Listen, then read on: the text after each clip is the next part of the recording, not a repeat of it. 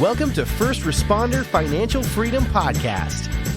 We talk to first responders all over the nation who are investing and working on businesses outside of their first responder jobs. Our goal is to motivate and educate each other and help provide a better financial understanding for a better future. Now here are your hosts, Mike Webb, Tyler Thrush, and Aaron Foster.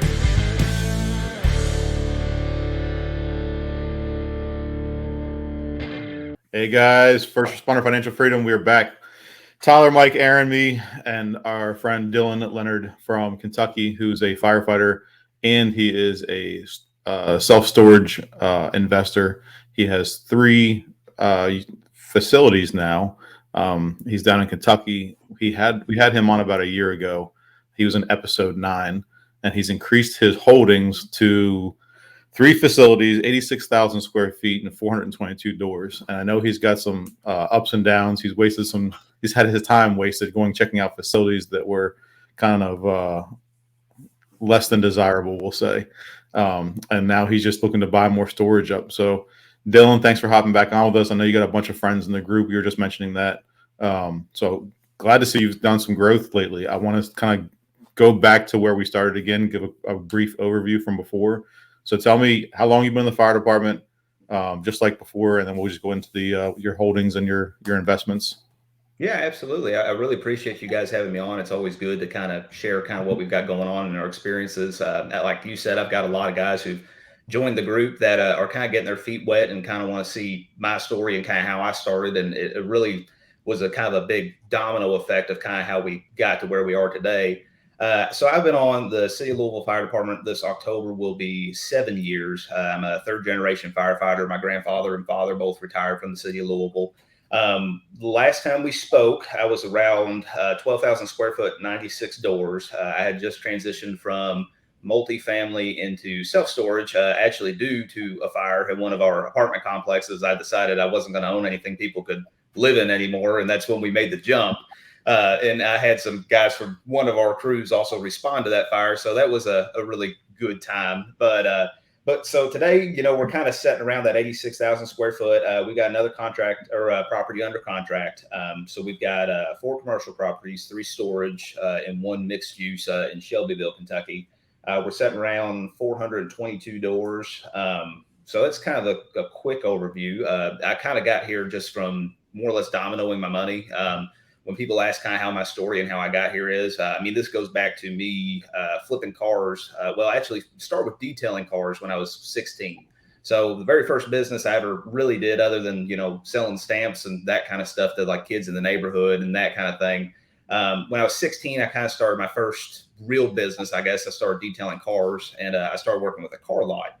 And the car lot had a bay that they would let me run out of. And more or less, I kind of gave them a discount to clean their cars. And in return, I could use that bay whenever they didn't have cars that I needed or they needed done, so I could, do other customers. So kind of snowballed that money into the point that I realized that the car lot was making a lot more money than I was flipping cars. So I decided to copy that strategy and start flipping cars. I did 18 cars in 1 year, roughly $1,500 profit a piece, and then took that money to buy my first rental property, which is a house about an hour away from me, which at the time seemed like a great idea until I went to go work on it, 3 or 4 days a week. Quickly started losing sleep, couldn't handle it, decided to flip that property. I pocketed $5,000 after holding on to it for about a month. And I was like, man, I need to start flipping houses. But at the time, didn't really have the capital. Went into wholesaling for about 3 years in between 2017 and 21, till the point I started kind of focusing on off-market multifamily properties, mainly 3 and 4 units. We had 3 fourplexes at one time. And then after that fire, which I want to say was February 20 or 21, I can't remember off the top of my head, I decided I didn't want to know anything people could live in anymore. So that's whenever I sold all of our multifamily.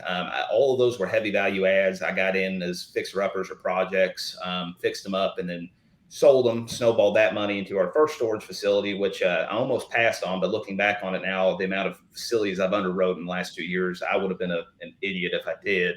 And thank God I closed on that one. That one was a home run deal. Really catapulted us forward. And then now we're sitting at 3 facilities. I bought one in Nicholasville, Kentucky, and then one in Williamsburg that we're currently expanding on. So kind of our footprint is the state of Kentucky. I had looked at several deals all the way down to Florida. I've dipped into Alabama, Georgia, Mississippi. I mean, just a little bit everywhere. But after picking up all my stuff and driving down to Pensacola the next day on what a deal I thought was like a fantastic deal 2 or 3 times and doing that across multiple states, I kind of realized that sometimes deals are too good to be true. And there's a lot of things, in different asset classes you have to watch out for.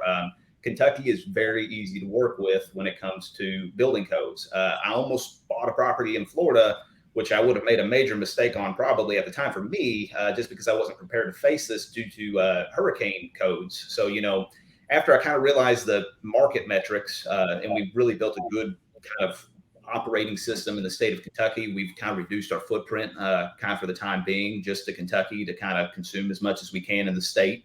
I've got a really good formula that I feel like I can copy and paste from business to business for the time being. When we can pick something up in Kentucky and have it turned around, fully pretty much where we want, depending on market conditions as far as vacancy within about 90 days. We can be fully operational at the rates we want. So we've got a good system. So that's a 10,000 square foot view, I guess. Is that it? No, So let's throw a par check in here real quick. So Sounds like you were slacking last year. Yeah, Jesus. When are you going to get off your ass? God. So let's back this up just a hair. All right. So we interviewed you on episode number 9, right? You just made that switch from residential or commercial, we'll call it, multifamily properties, and you decided you were going to shift into storage. And just to clarify, you're still on the job. So you're doing all of this while you're still working, correct? Working's a loose term. Thank God for trades. But yes, I'm still on the job. Okay. Well, yeah. I just want to highlight that because I often hear people say like, oh, I can't do this because of that. And, one of the cool things I see on this group and this podcast and whatnot is just, these are just your regular, I consider us just run of the mill kind of guys doing a job that, I like, obviously, but you can go do this also. Like you can go pick up 80,000 square feet of a commercial asset all within a year, only being a fireman. So anyways, I just want to point that out. So, yeah. So you obviously went hard in this direction over the last year, because that kind of growth, first off, congratulations, because that is nothing to sneeze at. As somebody that's been trying to basically emulate to some extent what you were talking about, it is a lot easier said than done. And there's just been a lot of changes right over the last year with rates and the market and the conflicting this and whatnot, the noise, if you will.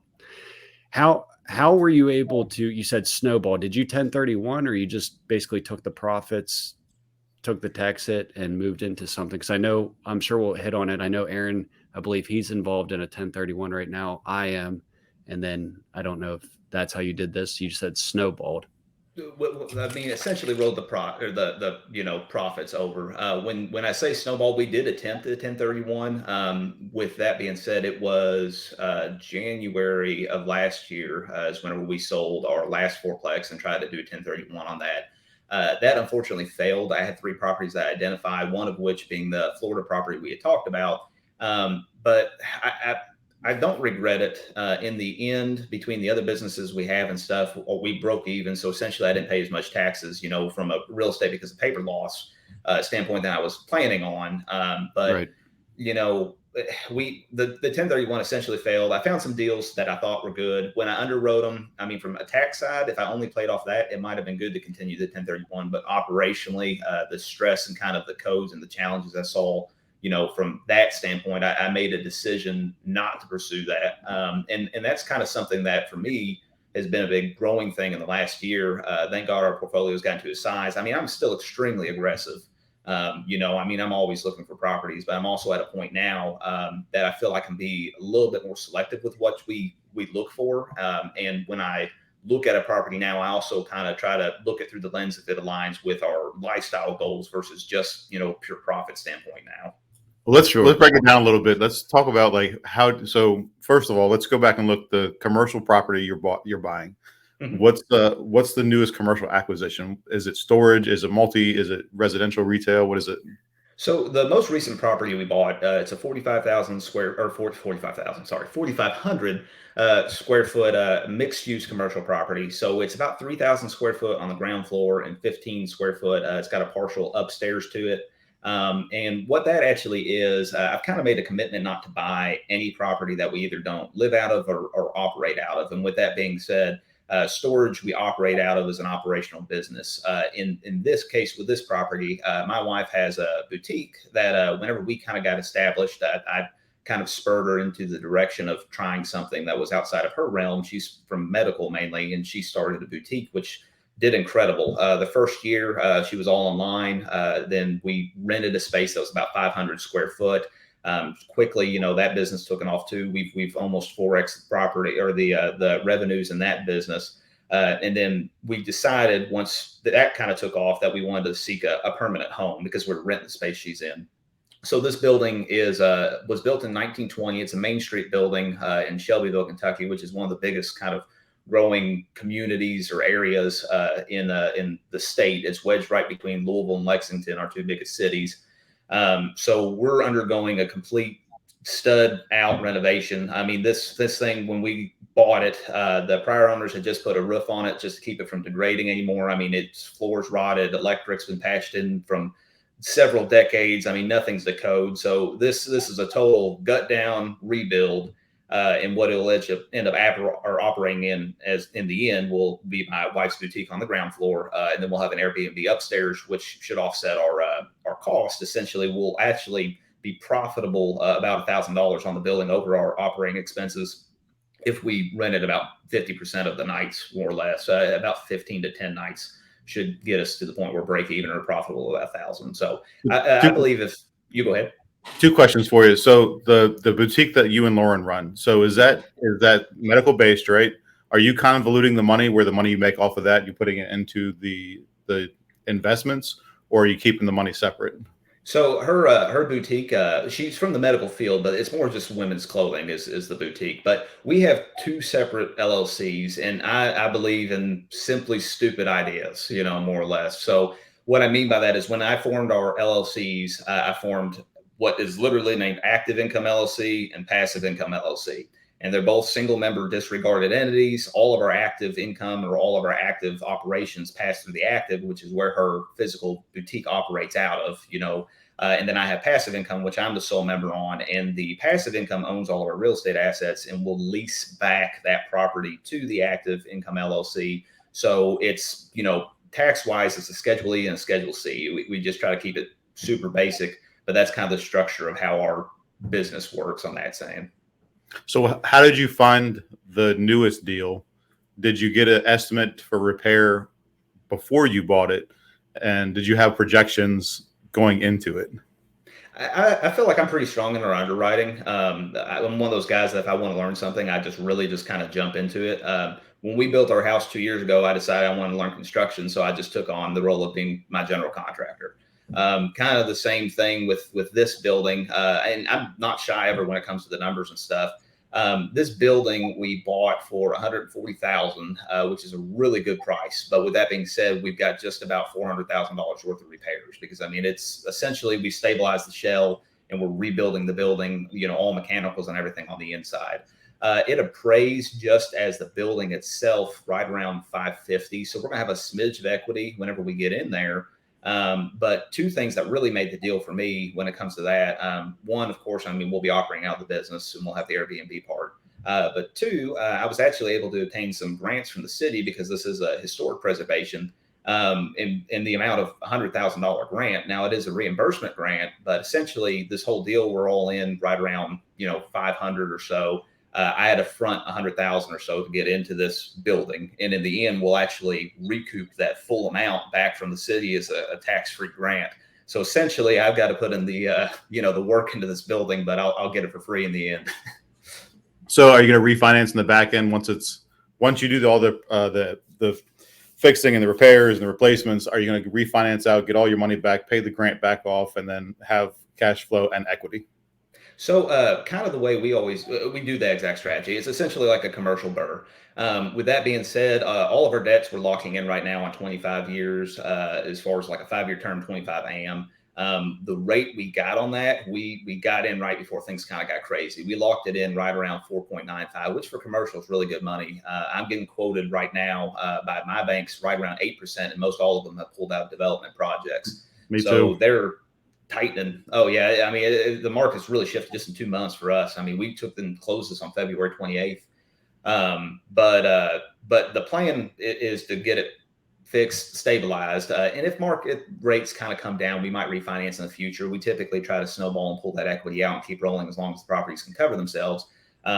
With the grant, though, the good thing about the grant is it's essentially same as cash. It's not a repayable grant. The way it works is a reimbursement. So I have to front all the money for the project, but once we get our CO, the certificate of occupancy, stamping that it's ready to occupy, the city's going to come and give us a big 4-foot check, take their pictures and all that, more or less, and we actually get the $100,000 back in pocket tax free because it is a grant. So essentially, we'll be recouping all of our money in this. I mean, that's a one-off, but I always look for one-off deals. All of our properties are off market. This building had been sitting vacant for a long time. And luckily, just for my wife being plugged into the market, she had heard word that the sellers were interested in entertaining kind of an offer on this property. And I called up a buddy who's a realtor in the area and asked him, hey, you know who owns this building? And the next day we had a meeting with them and started negotiating on it. So all the properties I have are off market properties. I mean, we have a really heavy marketing kind of turn or presence that we try to keep up. I've identified about 330 storage facilities in the state that I call every 3 months. It's a lot, but that's kind of how we market. And I mean everything we have is off market. So I'm going to ask Tyler a question about rates and such, because residential rates and commercial rates are two starkly different things. So Tyler, can you break down what like the prime rate is, how they come up with commercial rates, AM schedules, and all that stuff? Yeah, so I mean, residential, like you said, is usually based off the 10-year treasury or mortgage-backed securities that you can see on, there's sites like MBS Live, MBS Highway, things like that. And then commercial is based off of prime. And then what you do is you take prime and then you add whatever margin the bank wants to add to that. And that's what your rate is. So like Dillon said, the big thing with commercial too is their appetite changes much more rapidly than residential. Residential, you're still going to have all these products available, but your rate's going to fluctuate on a daily basis. For commercial, if you have an adjustment in prime and the bank says, oh, hey, we don't want to do this anymore, or we're going to add an extra 3 to 4 points above prime. Like, what did you say your rate went from? 5% to 8%? 5, yeah. In a month, their appetite went from 4.95 to they were telling me underwrite at 8, and we're not doing any new development. They'll still do some construction, but it's on a per project basis. So that's the thing too, right? So when prime adjusts and people aren't ready for that, and then they go and they've underwritten a deal at that 5%, and then it goes to 8%, that deal no longer makes sense. It throws their world into a tailspin. So the big thing when people are looking into commercial, they're not used to that because they're used to, oh, well, hey, maybe my rate on residential will change from 5 to 6. That'd be a huge jump, and you can probably still make that work. But as far as the commercial stuff goes, the hardest thing is there's just not as much money, or there's not as much of an appetite when things start to tighten up. And in the last week or so, we've had the ISM data come out. We've had payrolls come out. Things are starting to show that they're softening. Banks are going to definitely tighten their purse strings until they figure out what's going on. So I don't know if that answers your question, Aaron, but no, that's spot on. So prime rate right now is 7.75, right? Yep. Yeah. And the next time they meet is when? May, and then who knows what's going to happen. I mean, I still think it's going to go up, maybe by a quarter or a half. And that's fine too, because a lot of people freak out. They say, oh, if it goes up a half a point for residential, my interest rate's going to go up. No, it's usually the opposite. If they adjust the Fed funds rate, which is separate from the prime rate, if they adjust the Fed funds rate and it's what everybody's expecting, then usually the rates will stay the same or go down. Like the last time it happened, rates went down. I still think we're going to have a small rate increase, but I don't think it's going to get too much crazier after that because things are starting to show signs of softening. And if you look at it, if you drop a rock in a lake or something, that ripple effect takes a long time to get to shore, right? So we're just starting to see the effect of the last few rate hikes. So it'll be interesting to see what happens. And I feel like we're getting to the point of we might be at the high point in rates, which if you're underwriting all of these things, Dylan, at the way they are now, and like you mentioned, you can underwrite and make them work right now. When you refi, all of our deals are going to make that much more sense. Yeah. I was on the opposite side of that coin. So I was underwriting all my stuff before the hockey stick of rate increases. So I'm buying these facilities that were a value add, right? And what that basically looks like operationally or physically. I think everybody understands the paint, the carpet, the roof, all that kind of stuff. But a lot of these were operational value adds. So like Dylan said, it might take you 90 days to kind of reposition. Well, in my experience, it's taken me longer than 90 days because some of the record keeping was so poor. I mean, it took me 184 days to contact somebody that was a renter, so there's a lot of things I had to do. And then the whole time I'm doing this, I'm taking the income from X and bringing it up to Y because I know that I'm going to need those numbers to justify the new value, right? Because a lot of these are valued based on the net operating income, not necessarily comparable sales. Well, all the time I'm doing this value add operationally and physically, my proof of concept is there. Like I've increased rates 92% or income 92%, but also the rates have gone from like commercial at like 5 to now, 105 or whatever it is.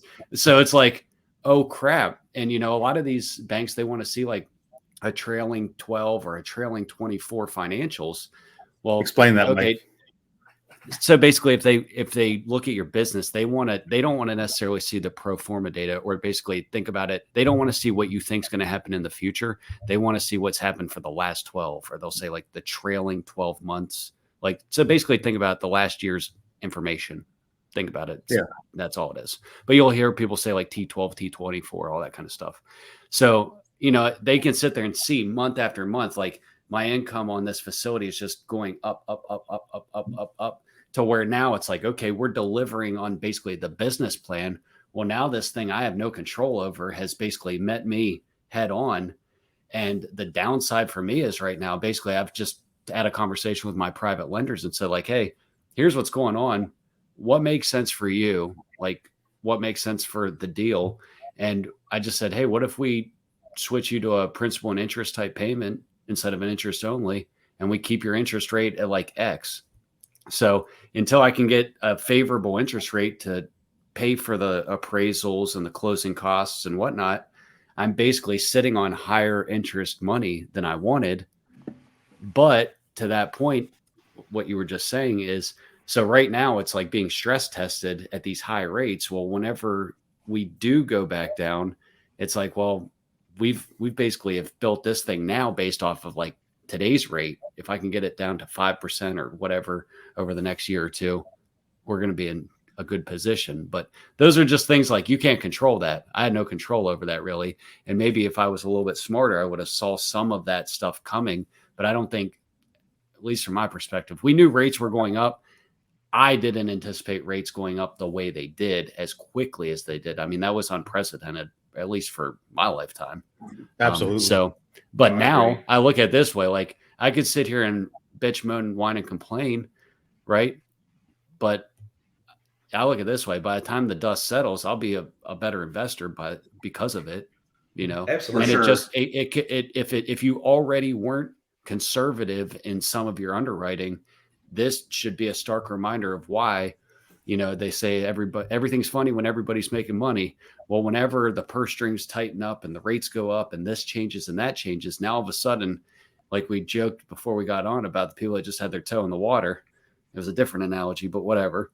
Like now they're like, you know what, that water's cold. I'm going to wait for it to warm up to get back in. Yeah, you thin the herd big time, and then you get better deals that way. Good. Oh, absolutely. Less competition. That's how I view it. Yeah, I try to look at the positive side, more or less of things, because I mean, like you said, there's no sense of really harping on, the negativity of it. It's just going to drag you down. Just look at what you need to do to progress. And one of the things we've done, I've seen an increase in vacancy across most of our facilities, about 5% on average. What we typically underwrote, And prior to rates really kind of shooting up and just inflation as a whole, we were hovering around 5% vacancy on our established facilities that we've owned for about a year. 10% was our conservative underwriting, and we bumped that up to 15% now. And then two, as far as the way we underwrite or offer on properties, we were more aggressive as far as the offers we put out on cap rates, but we've increased the cap rate that we're offering on as well. Right now, we try to, more or less an 8 is my MAO or maximum allowable offer. 10's kind of our common ground, and our first offer kind of rings in around 12 cap if we can at that rate. Okay, well, that's pretty aggressive. But let's back that up just a hair. So can you just, in a 30,000 foot view, explain a cap rate, and then could you just walk us through like an example of a deal you've either purchased or underwriting and what that kind of looks like? Absolutely. Yeah. I was actually just writing out the true equation of this because I was kind of reminding myself how I need to underwrite, more or less properties right before we actually jumped on here. But so typically the way we kind of do it, a cap rate or a capitalization rate essentially is the business revenues kind of based on what either a market standard rate is or what you want to see as far as returns.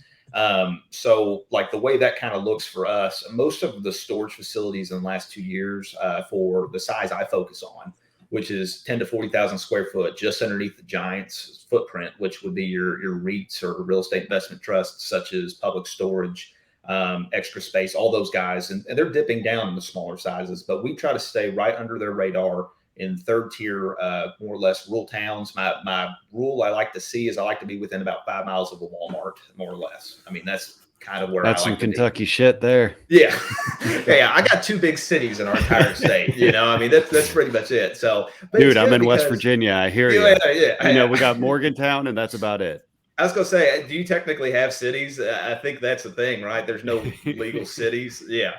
Because of population. But that's how I underwrite it. And I like it because, rural areas, you have less competition. And if you come in as a sophisticated operator, and that's exactly that value add we were talking about from a management standpoint, and being a sophisticated operator in a third tier rural town is not crazy. What it means is that you have policies that you stick to, and you have an online presence that you can accept credit cards with. And if you do that as a storage operator in rural towns, you'll blow out most of your competition because most of these people either have to meet you a day of the week, they take cash only for obvious reasons, and it's kind of a mess to rent with them. But our customers are value add from that standpoint is they can roll up to the gate, see a website, rent, and get in the gate within 5 minutes. But back to what we were talking about. Kind of the rough way that I evaluate a storage property. And there's 1,000 ways to do this. Some of your bigger, players will tell you, that cap rate doesn't really matter. And to some extent, that's true because you're looking for the value of what you can bring the rates to. The facility, the first one we bought, the rates were 10 by 12 was $40. A year later now, it's $100. So, we 2.5x, more or less the rates, that was huge, the value. Did you see a mass exodus in existing customers whenever you go from 40 to 100? No, we did at the time. But with that being said, that comes back to market metrics. Storage is a little bit different because it's an operational business. So you have to kind of look at, like your metrics in the market. Nationally, the standard used to be, I don't know if they still say this or not, 8 square foot per capita. And what that means is that if you have 1,000 people in town within a radius, typically for rural towns, it's going to be a 5 mile radius. If per se, there's 1,000 people in a 5 mile radius, you can stand about 8,000 square foot of storage. So per that example, in this town, the first one we did, the equivalent was about half the national standard. So we were about 4 square foot per capita. So the first 3 months. How did you determine that? How did you say there's 4 square feet per capita here? Yes. The easiest way to do this, and thank God this is actually free tools that are kind of pulled, from, government websites. I believe NASA actually has a map link that you can drop a pin and you can more or less pull a circumference off that pin in kilometers or miles, and it will tell you the population from a census study. So then what you do is you more or less take that and then you identify the storages that are in the area, which can be hard. But when you're talking about a 5 mile radius, you can Google map and scan over, a 5-mile radius pretty quickly. Now in Kentucky, there's going to be a lot of chicken coops, but I've got a razor's eye to be able to pick those out now. I can see storage like a hawk.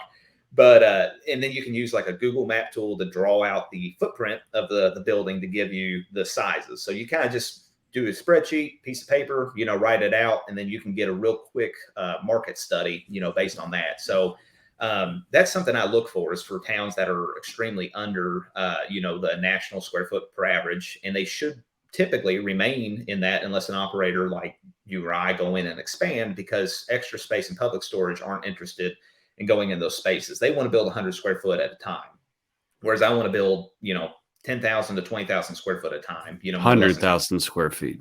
Oh yeah, I mean that's. I think you said 100. Maybe I misheard you. Yeah, well, 100,000. Yeah, absolutely. Yeah, 100,000 square foot at a time. Yeah, so they want big, and they want big metropolitans. They want to fill up quick. So on that note, I have actually a phone call today with a broker down in South Carolina, and one of the things we were talking about the other day was all of this business, and I keep relating it back to the residential or multifamily space. And one of the things I regret about my real estate investing career is I played too small for way too long. And I think some people would still say I'm still playing too small, but I guess that's a relative comparison. But, I would buy a 2-unit here, a 1-unit here, a 4-unit here, a 6-unit here. And the one thing I've learned about that is everybody always said, oh, it's just add another zero, or the underwriting's the same for the most part. But, if it's 100,000 versus 1 million, it's just more units. It spreads the risk out, whatever. And looking back, I believe that now. I didn't at the time. And I noticed with storage, just saying, yeah, I own 80,000 square feet, that might sound cool, but really to go from what you said, you tripled your operation in a year, you can scale this business, I think, pretty, I would say faster than multifamily, I think.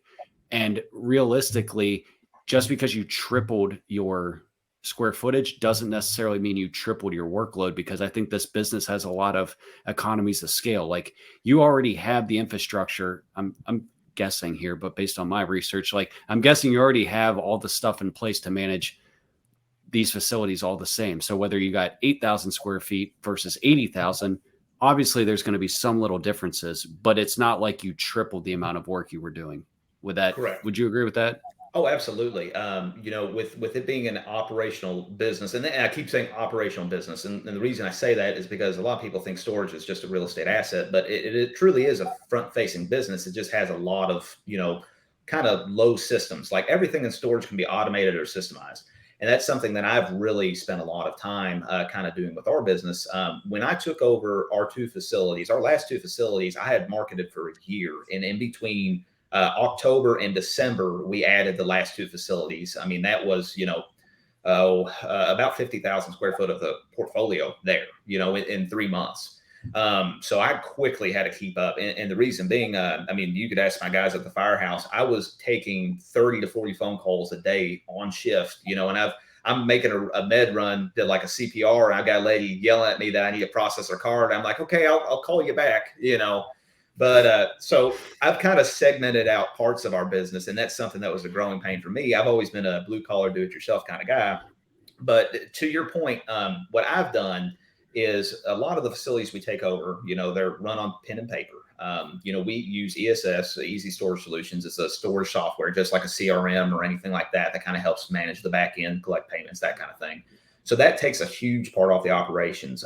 We always roll our payment dates to the first. We don't collect on multiple days. And the reason being is because I've put our task days or less, that's kind of how I call it based on our lean process, on 3 days a month. So each one of my facilities, I have what I call a site manager, and it's somebody who is a lawn care professional, essentially, who does a couple tasks for us too, like overlock, sweeping out units. They're not customer facing, but they do simple tasks. And all of those tasks I've wrote down and put in 5 or 10 step workflows. I mean, it's like a if this, then that, very super, super simple structure, more or less.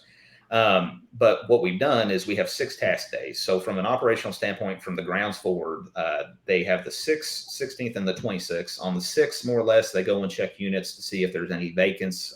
We have people that told us they're going to move out. They sweep them out, throw a lock on them. That's kind of that task, cut the grass, just the medial stuff. On the 16th, we overlock units that are late. So that's 15 days late in our calendar system. And then we check vacancies as well. And then on the 26th, they also do vacancies. So they have 3 touches on the facility that they do a month. On the 6th, also the following month, we process auctions. That's when they cut them open, take the photos and that kind of thing.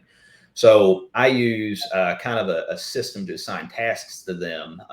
And that's kind of how I do that, from the ground standpoint.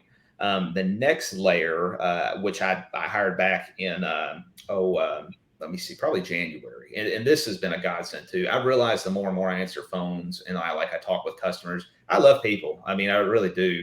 But, with the fire department, there's a certain kind of problem that you solve. And when somebody's, screaming at you because they can't collect your payment right now, you're like, look, this is not as hectic as you think it is, Yeah. So I hired somebody to take over our phone lines. So now our phone lines, I used to answer, if I got a phone call and I was available, I answered it 24/7. That's just how it used to be. Sundays, sometimes I would get so frustrated, I'd throw my phone at the couch and I'd try to stay away from the couch all day. That way I wouldn't look at it, But we, from that standpoint, have become an operational business too, that we institute like call hours and an office manager now. And I just voiced kind of my concerns and knew I needed to hire somebody to answer the phones to one of my maintenance guys. And he told me, he said that his wife had done 20 years in customer service, was kind of the stay at home and would absolutely love to do that. So I interviewed her and we created, processes now. And she works for me virtually, I call it an on-demand role. She has set hours, but she doesn't sit in front of a computer. So from 10 a.m. to 2 p.m. Eastern Standard Time, Monday through Saturday, she answers the phone lines. And we also have a text line. We actually text with about 60% of our customers, which is great because it's on demand and there's a written record of all conversations. Yeah. And she handles all of our calls. So she's my office manager. I've got site managers. Dillon, what are you using for the texting, the text conversations? What app or what program? Google Voice. It's just a Google Voice number, more or less is what it is. It's the same number for all of our facilities. They text us and call us, leave us voicemails. The phone line's live from 10 to 2. After that, shoot straight to voicemail. The voicemail says, that we're open between those hours. If you need anything outside of, those hours, you can go online and do most things with your account, which would include paying bills, seeing codes, that kind of thing. And we monitor that too. I get emails for every phone call that comes through and every text that comes through. So if I got somebody that's called me 4 times and is freaking out saying the gate's open, we don't have an emergency contact number per se where they can call me on my cell phone. But I mean, you'll know if a customer's locked out of the gate because they will be relentlessly calling you, texting you, and then we'll reach out. I use a system where I can kind of test the gate and see what it is. And most of the time it's people either don't read that you need to put the pound sign next to their code when the sign's like 3 inches to the left of the keypad, or something to that regard. Do you have a camera also that you can view remotely? Yeah, we always have one point at the gate. That way too, we can test the gate. We use the ESS system on that too, where we can do a text to open function. So like the first thing I do is all of our gate systems and our Wi-Fi are tied into the same internet. So if I can see the gate, I know the internet's up. So that's check number 1. And then I'll test the gate to see if the gate opens. I'll manually open it.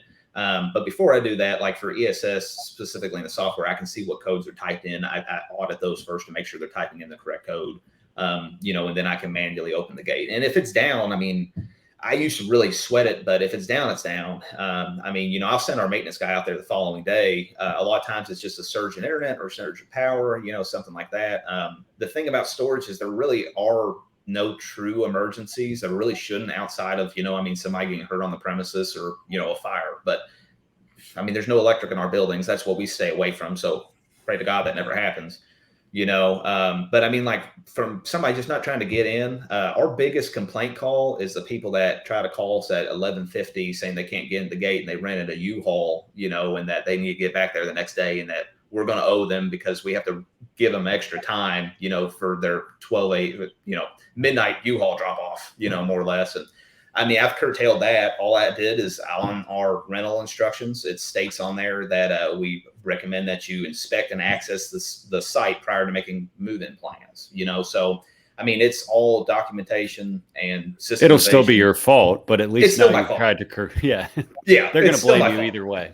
Yeah, that's just how it is. Yeah, I mean, that's how people are, and I have the mentality, just like I'm sure all of you all do. We're usually the last problem solver. So like for me, I just fix it. I mean, that's kind of my thing. And I mean, we work with customers. We're personable. The lady who answers my phones, her name's Tina, and I've seen a huge switch. When she took over, they would call and ask for Dillon. And now when I have to answer the phones, if she's at the doctor or anything like that, they ask for Tina. And like, for me, that's a beautiful thing because I've pretty much removed myself from that side of the business.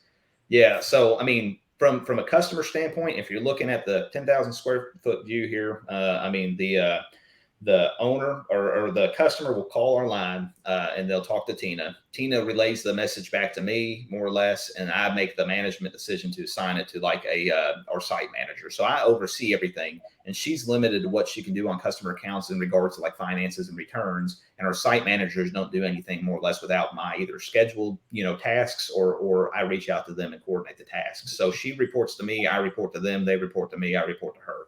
So I'm the middleman of all situations, more or less. Or well, instead of middleman, no, you're actually the business owner and operator versus the guy that's doing everything, swinging the hammer and taking the phone calls and playing the cymbals with his knees. Like that's an actual business, Yeah, exactly. Correct. You're not tied to your phone anymore. You took a lot of problems. It's funny because the whole time we're talking, I'm thinking about, like, for all four of us, obviously, fire department, we're talking to all first responders, but now you have an official chain of command.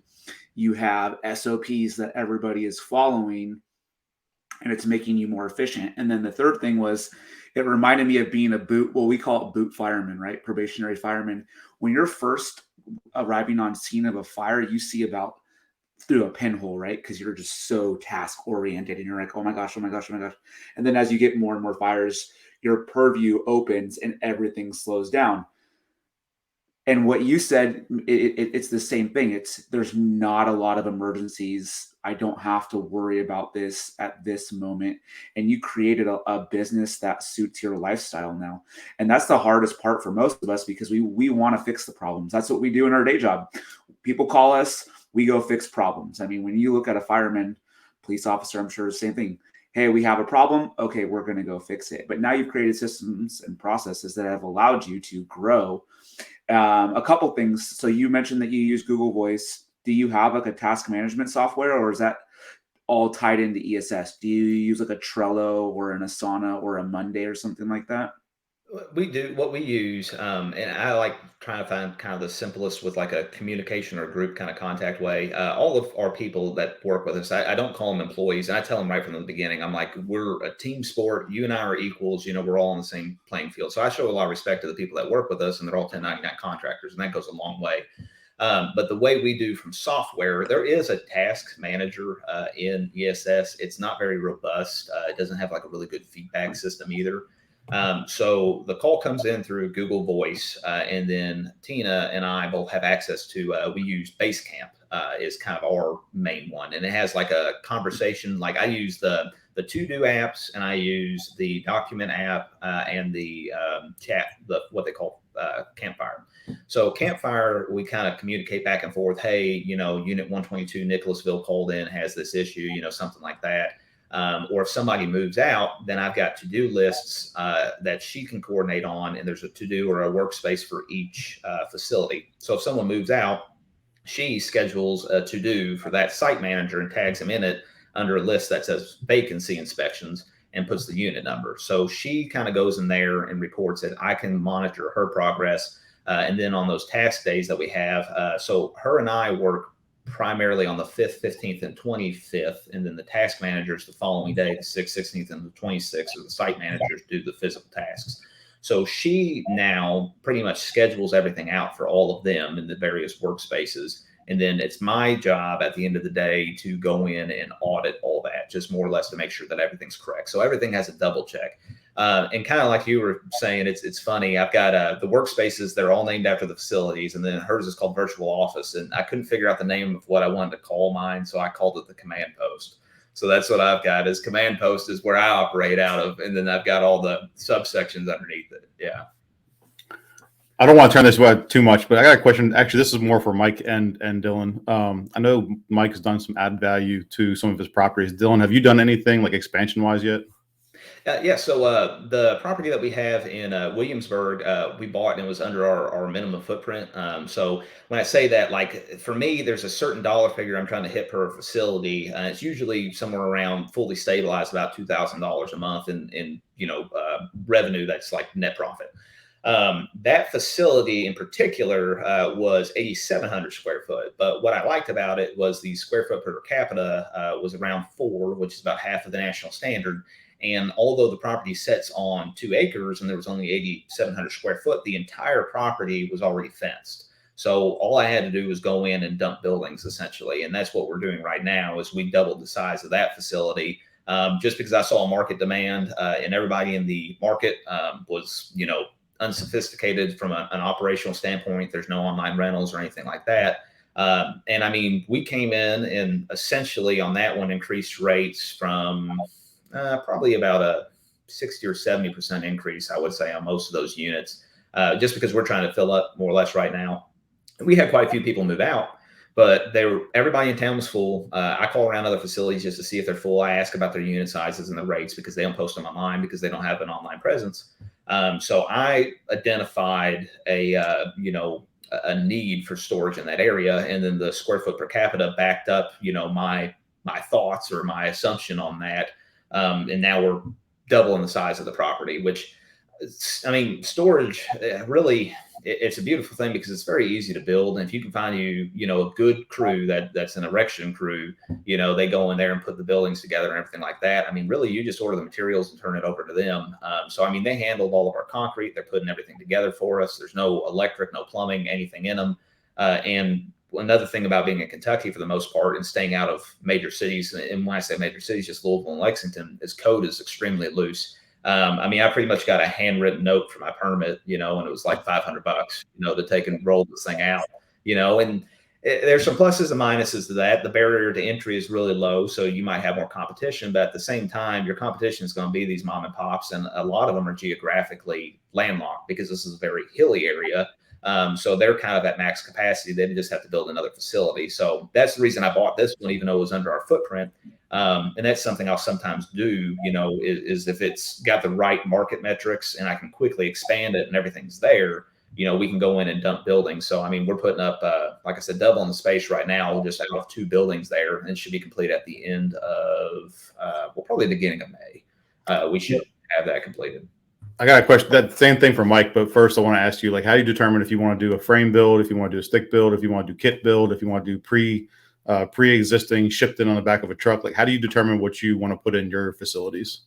I stay away, for me in my market, a lot of the drag and drop stuff, with some exceptions. With that being said, I'm not a big fan of temporary storage, sheds or those kind of things, because for me in my market, I haven't seen them appraise very well. With that being said, I think that it's a really good, option for certain things. Like our Carrollton facility is in a flood zone. If I'm to build anything in that area, I have to go through the APA to get permits in a county that has no planning and zoning whatsoever. So, I mean, that puts the barrier of entry super high. However, on that application, I can put those kind of units there, and that's considered, I believe, equipment. So I don't have to go through any kind of permitting on that. Same thing being, I had a buddy of mine who had a facility that half his land he was told he couldn't build on because it was underneath a electrical easement. And he used temporary units. So I think they're really good for quickly expanding, facilities like that. For us, I'm with my general contractor background, I can build storage really cheap, like $25 a square, cheaper than a lot of people can even, buy. Does that include your concrete work? That's concrete, everything but land, essentially. And is that a metal or stick? That's metal framed. I like metal framed, but yeah, me too. Yeah, I mean, there's no rot to them. They don't warp as much. I mean, obviously, insects, fire, that kind of thing on those and stuff. They're harder to work with too. So if you've got somebody who wants to rent a storage unit as a apartment and string a hammock up in between 2 pieces of wood, which I've had happen before, it's a lot harder to do in steel beams. So I like steel, but with that being said too, I match kind of what's existing there at the facility, especially on an expansion. So we do red iron. I get most of my stuff actually out of Texas. I order the materials directly, and then I arrange a good erection service or erection crew, and they throw it up for me. It's kind of how we do it. All you cops and firefighters, stop laughing. I can see it now. Oh, erection! I was just gonna say that's like a win right there. Four guys, there everybody is broke smiles. There is an erection. Well, hey, we've been trying to run these Multiple tests. erections. Yeah. We definitely need to work this into the title and see if it gets some of the downloads up. Oh yeah, exactly. Yeah. It might land on the wrong website. Yeah. So we have an erection company here in Kentucky called Morningwood Erections. Yeah. You'll never forget Professional. I it. love it. Yeah. So Mike, I've called them a couple times. Mike, same thing. Same question I asked Dillon. Like, what about you? Like, I know you just did some expansions, and Tyler in the comments just said you did the pre-made ones. So what prompted you guys to do that versus the other, and why? So first off, like what Dillon said, I would prefer to do a concrete slab with metal buildings based on what I know now. However, the facility that I added the portable units or whatever you want to call them, I did that because of a couple reasons. One, I did not have a fence. Like Dillon said, his place was entirely fenced. Mine was not. I don't know if you've got a price for fencing recently, but it's not cheap. So in order for me to basically get a fence and get some additional square footage, I was like, well, I'm going to put these units there. Well, if they're portable or temporary units, you don't have to follow any sort of setback, meaning I don't have to come off of the property line. I put it right on the property line. So I basically built a fence with these Boxwell units. And because they're not real property, they don't increase my property tax. I didn't have to go through any sort of zoning or anything. I was like, yep, call them, slap them down. And I can tell you from a renter's perspective, so far, I haven't seen anybody come in and say, I'm not going to rent that. That's a portable unit. I call them premium units because they're brand new, versus the other ones that are 30 years old. But granted, they've been cleaned up and whatnot. So from a customer perspective, they don't care. And I was able to lease them. You can do them through Section 179, basically write it off as equipment. So there, I haven't been through that whole cycle yet, but that's why I went with that. In the future, if I didn't have to worry about the setback and the zoning and all of those things, I would do exactly what Dillon said, is I would just pour a slab and erect new. And I think they have a great place too for exactly what you're saying. I mean, if it's an area where a permit is of concern, I mean, it's a great fit. Or if it's in a super like rural area where you're kind of afraid of like your fill rate, you can get in there and kind of drop 10 units and fill those up, and drop 10 units and fill those up, and drop 10 units and fill it up. So that way you're kind of gating more or less, how many units or what your capital outlay is. That's a really good option for rural and setback kind of, applications. So I just want to dive into that a little bit. So for those of you listening, so Mike's using a portable storage unit facility that was dropped off as fencing because you can't walk through them once they're butted up against each other. So he kind of bypassed the fencing aspect of it by butting up all these facilities all around it. So same thing they do at big events when they're supposed to have fencing up. They use porta potties, and they just do a line of porta potties to break off the barrier to different areas. I know it's funny, but when I used to do bigger events, that's what we would do, is we had to separate areas. We just do porta potties between them as the fencing instead of temporary fencing. I was just thinking of the video where the guy runs down the strip of them and like swan dives off the end into the crowd. It's like, oh god! But so I can then definitely see that shift get together. Oh god, that's definitely a couple of firefighters in our crew. But yeah, like that's one of the strengths that Mike has for his portable ones, is that if he puts a foundation in, some jurisdictions will not allow foundations because it's now a fixed property that they can tax and bill and whatever else, like Dillon was just mentioning. But the portable ones, if they see it as a shed, that might be approved, whereas the ones that have concrete do not. And I think that's a good thing to highlight that not many people think about, is that when you're looking at building out a property, whether it be residential, real estate, commercial real estate, you have to look at the highest and best usage of these.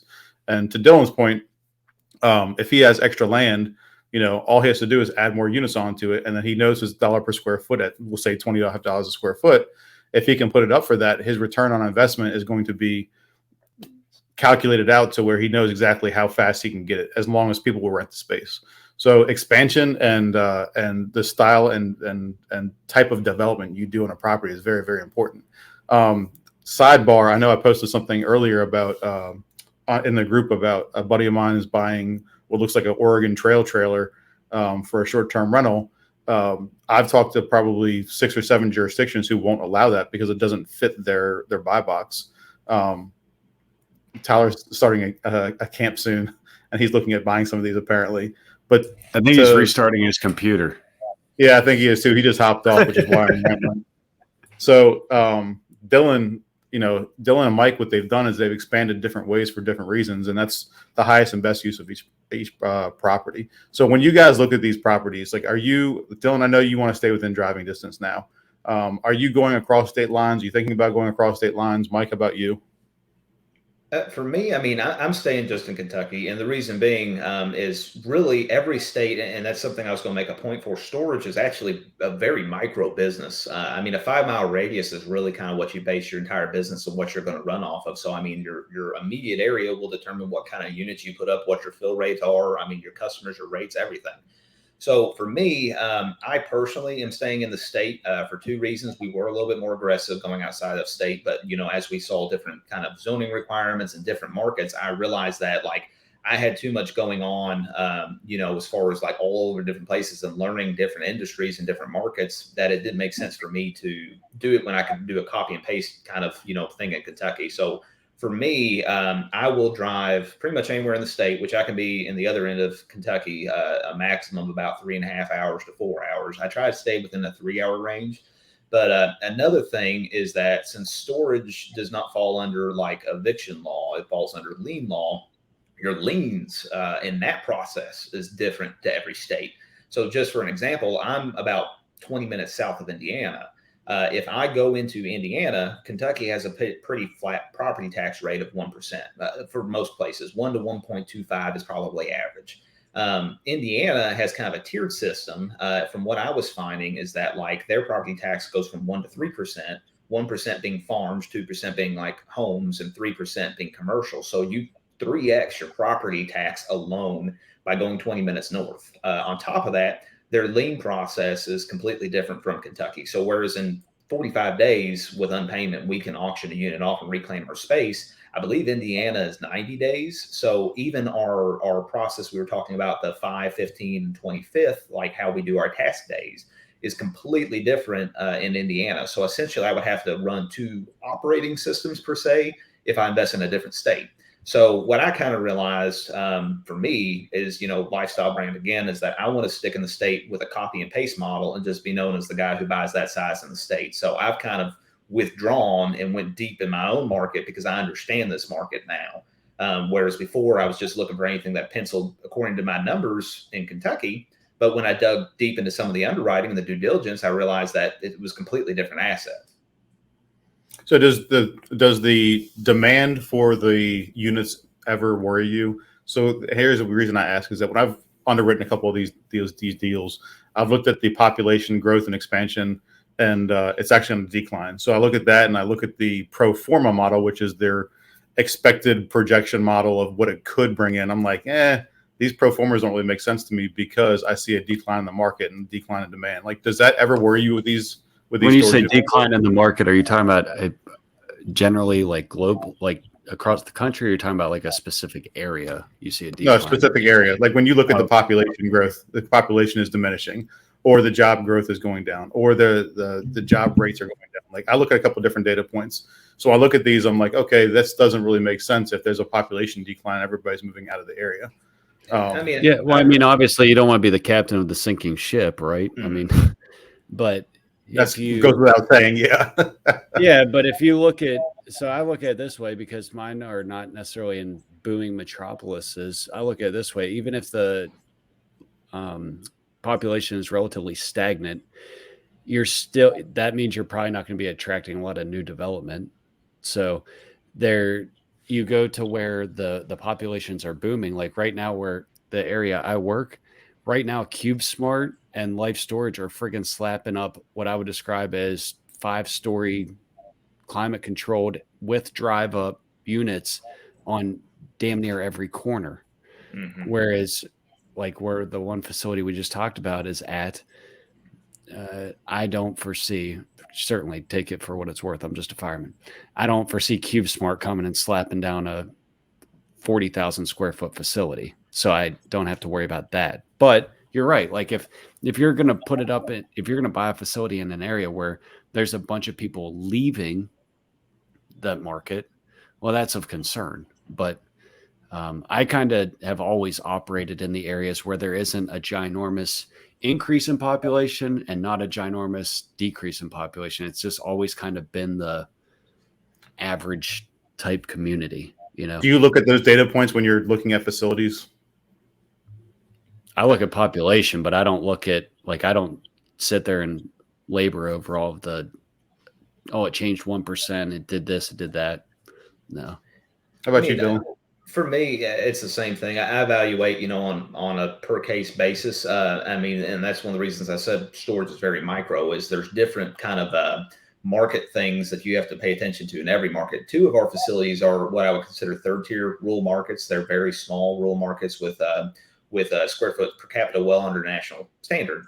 Our largest facility, which is our Nicholasville facility, I've got public storage and extra spaces, one of our competitors in the area. And I mean, we feel it in that case. I mean, really what we can do is the best customer service we can, and we offer a lot of discounts and stuff. But I mean, you can feel kind of what we do. A lot of times we'll offer like a 50% first month discount on that and try to fill up on that. Now, the competitors, what they do now is they go on the back end. They don't offer a discount, but they're the cheapest in town by 30%, but then month number 3, they jack your rate up twice as much. And then you have to choose if you want to move out or not. I don't like that business practice. And that's not something I have to run into in rural towns, but in Nicholasville, it's something we have to watch out for. Now I bought that facility because I got a really good owner finance deal on it. It was a $2 million purchase. I got, let me see, I put down $100,000 on that property. So 5%. Yeah. Was that 5? Yeah. 5%. Right. Yeah. 4. We'll go with that. Yeah, I'm pretty sure it's 5%. I'm not very good at numbers, actually. That's why I have spreadsheets. Yeah. So 5% is what I put down on that, and I locked in a 10-year interest only note at 5%. So I mean, you know, on that property, is that with the bank or seller finance? That was a complete owner finance on that one. I mean, that was a screaming deal for me, and that's the reason I took the gamble on that one, because their square foot per capita is 14. So that's, you know, 1.5 of the national average or better, you know. But in large metropolitans like that, well, you know, so once again, it's Kentucky. It's not a large metropolitan, but it's one of our bigger cities. I mean, you see places like Nashville having 32 square foot per capita because the living space is so much smaller. So, I mean, that's something you have to kind of take into account too, but our vacancy is higher at that facility. So I like exactly kind of like what Mike was saying, just kind of the towns that are stagnant or on a slow decline. And the reason being is because public storage and stuff is not going to come in the next day and bring us out. And also there's geographic, you know, restrictions to some places like Williamsburg is Eastern Kentucky, and it's very hilly as well. So there's not a whole lot of flat land to build 100,000 square foot. So they're not going to come into that market because they don't have enough to build one large facility. They're not going to build 3 small locations in one town. They just want one big, you know, conglomerate. So, I mean, I look at our competition from a micro level, and I look at the demand, and I'll call around. And, you know, if all my competitors are, you know, I'll have to meet you on a Saturday. We only take cash and we're 100% full on a waiting list. That to me tells me it's a good market that I can push rents and come in as a, you know, an operator. But to me, it's very micro. I just do due diligence, and my due diligence is pretty long. I usually push for 60 to 90 days. So, I mean, we really kind of pour over everything over that amount of time just to make sure we feel comfortable. And I passed up on facilities. I had a facility that I thought was a really good price. And it was brand new, about 5 years old. An older gentleman had owned it, passed it on to his grandson. Grandson had no interest in running it. He ran a big construction business, and this was the bottom of his list. But the issue with that one was the facility was 14,000 square foot, and the only other competitor in town was a mom and pop that was 100,000 square foot plus. But they had been in business 40 years, had no debt, and their rates. That's a big mom and pop operation. It was huge. Yeah, I called them next. Yeah, they didn't want to sell. but you know, the issue with them is they were the market share. They were the biggest player in town by, you know, 90%. So their rates, I couldn't. There's nothing I. They're like a local REIT. Essentially, yeah. I But mean, they locked in their control the rates. market. Then that was the issue. They controlled the market rate, so I couldn't push above their market rate. So no matter what I did at the price he was asking, even though anywhere else it would probably be a good price, I couldn't get over their market rate because they controlled the market. They essentially had a monopoly. So in that case, I had to pass on that property, even though anywhere else it would have penciled because they had a monopoly on the market. Real quick, It's funny, too, and they did. I'm sorry. No, I was going to say real quick. So you touched on something that I think, and Aaron was asking the question, but it's good for a lot of people who are getting into new asset classes, real estate investing in general, is you ran your preliminary numbers, those worked, right? And then you have what is called a due diligence period. And then you mentioned that you extend yours. So what a lot of us will do, myself included, when we're getting into anything new is we are looking for a perfect deal, and we are going to overanalyze every single property, and we're going to shoot ourselves in the foot a lot. Where you can go in, and if it looks good on its face value, you can lock it up. And you're not trying to do this with the intention of canceling, obviously. You're doing with the intention to purchase, but you can lock it up. And now you have 60 to 90 days to do all the things that, Aaron mentioned, and that a lot of us want to see is, like population growth, decrease, all these other things. So you mentioned that you extend yours. I'm assuming it's because you like to do your due diligence. But if you were doing your due diligence on the front end prior to making offers, you would never buy properties. Oh, absolutely. So I've got a quick and dirty kind of like calculation, which I'll share how I typically do it. That kind of pencils it for me. And then what I'll do after that is pull market rates to give me where I think I can go, and then that gets me my offering. And then whenever we actually get into due diligence, I dig really deep into due diligence. Part of my check is I'll pull a code enforcement letter to see what code violations have ever outstood on the property to begin with. And I'll call the local sheriff's department and say, hey, I'm looking about buying this property. Do you have a lot of problems there? Because theft is probably the biggest issue you have to watch for in storage. And with that being said, it is an issue, but 90% of the time, Mike, I don't know if you've realized this as well. For us, I call them domestics. So it's usually a boyfriend or a girlfriend who knew something was in there and they broke up and she stole the washing machine. That's typically how it goes, because what's the chances that I've got the guy next to you's been there for 10 years and you've been there for 2 months, but they broke into your unit, somebody knows what's in there. That's what we run into in the market. So I'll call the sheriff's department as part of my big due diligence, but just to run some numbers real quick, I'll kind of walk you through verbally how I run through properties. So I try to identify as far as my initial offer, and this is not always a true cost too, because if you can find a facility that's $25 a square foot and that there's market metrics that, like preferable rates that you can come up to, this might not work because sometimes you'll get properties all the way down to replacement costs. I've got one property that we're looking at that's essentially at replacement cost and it would never pencil. But based on market rates, I know I can get it to where it would pencil. So this is just a typical kind of mom and pop, what we're offering on. The way I market when I call somebody, I say, can I make you an offer? Because storage people, I'm calling mom and pops that are in operation. They're not looking to sell. I don't call things on MLS. So I'm offering quick and dirty, something that's really low. And if it's something they don't like and they tell me no, that's great. I got my first no. I say, okay, well, if you were considering selling, what would you look for? And we work back from that. But I set my bar really low and we can kind of work to a common ground. So quick and dirty, the way I usually do it is I take, the monthly rents times 12, obviously, to give you your yearly. So if it's $5,000 in gross monthly rents times 12, that's $60,000. So you take $60,000 and then you multiply it for me by what you see is your vacancy rate in the market. Conservatively, 5 to 10%. If they're 100% full, I usually go with 10 because I know I'm going to have some vacancy as I turn it over. So 60,000 times 0.9, that's 90% occupancy, 10% loss. That gives us $54,000.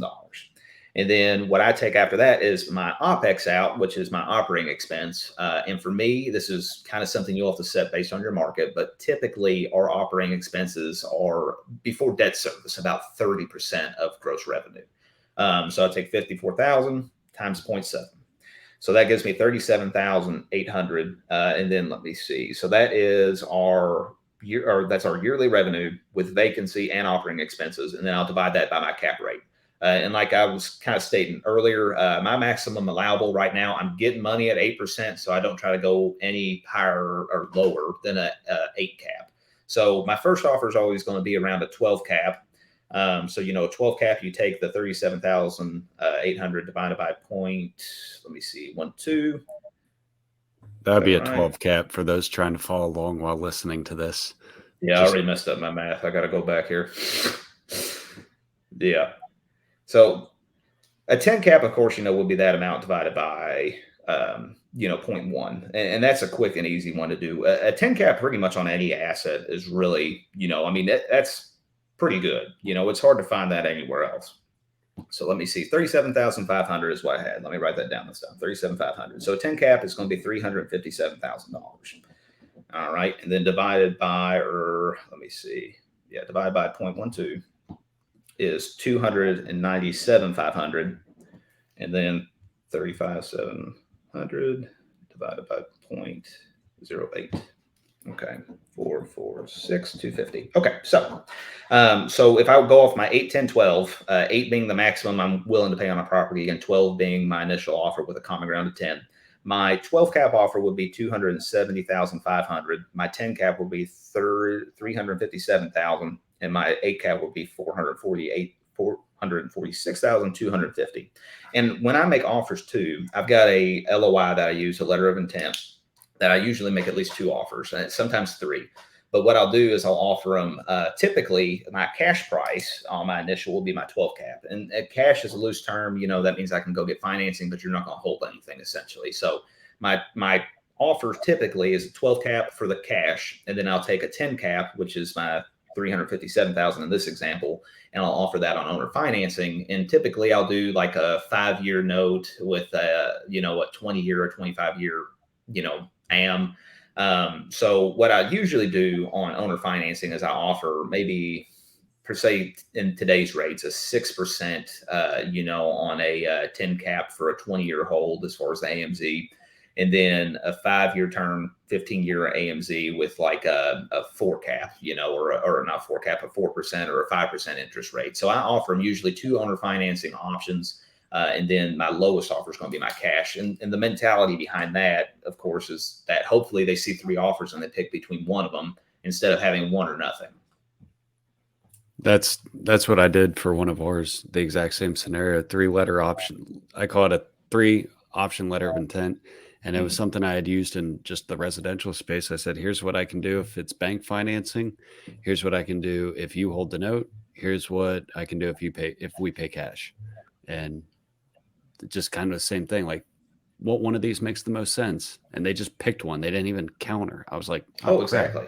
I should have went some lower. People, yeah, some people do, and that's the thing. That's the reason you make offers that make sense for you. They always say the first person to make an offer loses. And to some regard that's correct. But with that being said, if you offer what's comfortable to you and the seller takes it, that's a win-win. You came in with an offer that you thought was conservative and that worked for your numbers, and the seller took it so that it met what they were looking to get out of it.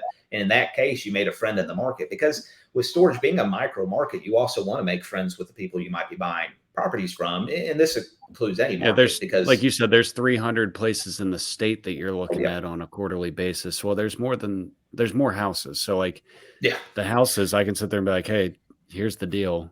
And most of these folks are going to be one seller, like one house, one seller. These storage facilities, there's less of them.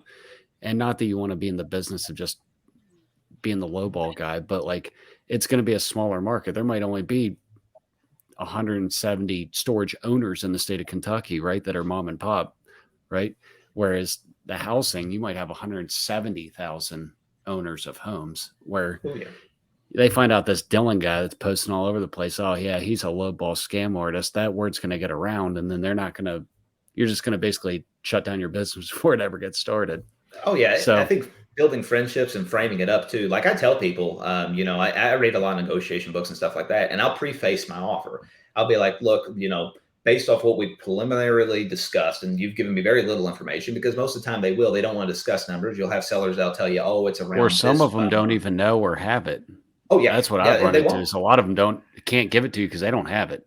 Exactly, which is a good sign, right? It is a good sign. Yeah, that's a heavy mom and pop value add from an operational standpoint, typically. So I just preface my offer, and I tell them look, I'm like you. I'm an owner in the state. I'm not selling your property to anyone else. I'm not a broker. So this is without realtor fees. I'll pay your closing costs. We'll close on your timeline. if you need me to take over tomorrow because you're burnt out, I'll do my best, and then we'll close in a couple months. I'll do those kind of things. And I just tell them, I'm like, look, I'm in the business to do this, based off what we discussed, this is what I know I can comfortably offer you without any hesitation. If this is not something you can work with, let me know what does, and I'll run it back and see. So that's how I preface my offers instead of, $297,005, take it or leave it. That's it. So I preface them like, if this doesn't work, let me know what works, and I'll do my best to see if I can come up to that. So, and I just try to build mutual respect. A lot of these callers, I mean, if they tell me that they have a flat tire and that when I call him, he's sitting in the auto shop, but he can talk today, because he's sitting around, I take that and put it in my CRM. And the next time I call him, I say, hey, you get that tire fixed. I mean, you're building relationships, especially when you have such a small group of people, you want to know all the details. I've got one lady I call all the time. Her husband, was going through some medical issues, and I call her every couple of months just to see how they're doing. And she's told me multiple times, I'm not ready to sell today. I've got a kid in school, it'll probably be about 3 years, but you'll be my first call. And I get that a lot. I get out, you'll be my first call. And that's what I ask them. The pitch I give them all the time is I said, I won't be the reason you sell. I won't be the guy you call. That's it. I just relationship market and hope it comes back to me, because I've only got 330 people I can piss off before I'm out of business. So, or you just have to move to a new state. That's all. Yeah, I don't know. I'm comfortable with this. I mean, like I said, I've got a copy and paste model I can drag over anywhere in the state and take over, So I'm going to get a couple of data points here because I was looking up while you were talking, and we'll probably wrap this up because we're a little over an hour into this. So nearly 10% of American people rent at a storage facility, and the average rent is $91.14 per unit. Sorry. It's a $38 billion industry now, and there's approximately 50,000 facilities in the U.S. Back in 1984, there was only approximately 9,000. So the growth is on the average of 7% a year for the storage unit facilities. So it's a great market to be in. I mean, those are last year's numbers, but they're pretty stout numbers. So is there anything you guys want to add before we start wrapping this up? I mean, for me, I would just say, everything that you do, every kind of business, anything, it just needs to align with your goals. And I feel like for any new investor trying to get out there, you need to really define what that is before you jump in. And it's okay if you go down a different path. I did houses, I did multifamily, and then I jumped into this. I had small operational businesses before, but I knew I wanted to continue to scale. But just like anything else in life, I think you have to have a map of where you want to go and be able to adapt and overcome. I mean, that's just the reality of it. Storage sounds great. It sounds great to everybody, I would say, but I'm giving you all the highlights of the business. I've got a gate that goes down, every probably once a week because of a windstorm or something like that. And I had to drive down to Williamsburg 4 times within a 2-week span, which is a 3-hour drive both ways to check in on this gate. There's bad things in every industry. But I mean, just anybody on this podcast or group live near Williamsburg, give Dillon a call so he doesn't have to make that trip. I've got a guy now, but my last guy just dropped off the face of the planet. The new guy I got is a paramedic down there, and I knew I could somewhat trust him. So he's a good guy. Shout out to Ken. I know medics. Yeah. but I mean, to me, like I said, it's anything else, plan what you want, where you're going. Now I'm at a point that I can focus more on the lifestyle side of my business, and now I'm at a point I can turn away deals, but just get your feet wet. I mean, try something, fail at something. You'll get to a point where you'll get enough no's that you crave them because it's closer to the next yes, and sometimes no doesn't mean no. You just need to follow up on it, So, I mean, just try things out, be willing to learn and grow, be a lifetime learner, just like anything else, and look for the bright side of everything. Failure is not failure unless you don't learn anything from it. That's a good point to hammer home. All right. So on that note, I think we're going to start wrapping this up. We're about an hour 20 into it. So Dillon, if somebody wants to reach out to you, can they reach out to you through social media, email? How do you want people to reach out to you? Yeah, I've made it very simple now. So you can reach out to me on Facebook. Simplystored.com is our website, or DillonLeonard.com's got everything on it. So I just made it really basic. So that's my calling card now. And I put it on the bottom of all my letters when I call people. Just go to myname.com, and it's got about everything you'll see. You'll see a little cheesy video of me sitting there in my Simply Stored hat telling you why you should sell your properties to me. If you know anybody in Kentucky, give me a call. Otherwise, call Mike. So, All right, Dylan, thanks for hopping on for an hour and 20 minutes, buddy. Appreciate it. And I'm sure there's gonna be a lot of people asking you some questions coming up here soon. So anything you want to impart in the group, on the Facebook group, First Responder Financial Freedom, I'm sure people would love to hear more about this. So thank you, and hopefully talk to you here soon. yeah, you guys as well. Always great to talk with you guys, and I hope a lot of people can take value out of this. Thank you. All right, that's it. Thanks, guys.